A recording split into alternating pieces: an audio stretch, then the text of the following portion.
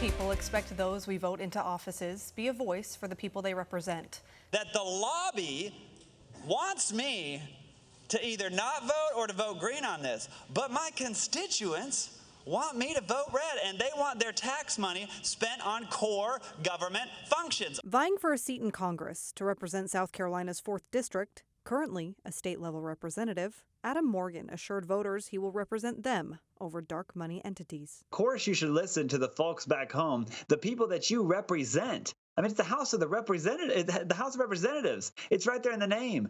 My constituents should be first. I will always fall back on the wisdom of my constituents over unelected bureaucrats, experts, elites in commerce departments or lobbyists and special interest groups or other representatives in leadership who have been in office for far too long. As a father, Morgan said he believes our future is in the fate of how we raise our kids, and the fight to him is personal. I can't let our country go down. I got a newborn. I got a 4-year-old and a 6-year-old. You know, they're going to inherit whatever kind of country we can preserve. And the fact is, you and I, we benefited from the amazing heritage that we were given from people and patriots who fought for every inch of freedom and who built these wonderful institutions that have preserved and protected our freedom, like representative form of government, like the free market, like the strong family institutions and religious institutions we have. Morgan said American kids need to be taught the fundamental values of the United States. He asserted TikTok is software that works to undermine American values and corrupt the youth. This is literally spyware that is on people's devices.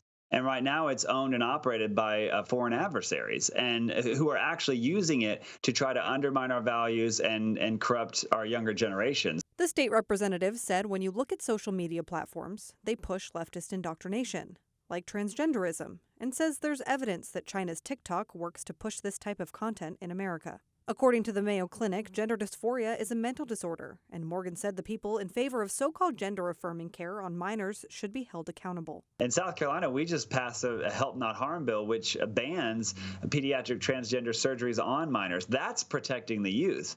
And the fact that we have other states that are willing to do that and abuse and harm their children and, chemically and medically castrate them, do irreversible procedures on them, that's what's shocking. And I think those people should be held accountable. He urged Americans to be more engaged in the political process to inform and advocate for their values, to ensure proper representation from their elected officials. And if representatives are putting multi-billion-dollar international corporations' interests ahead of the constituents, the people of America should call to remove them.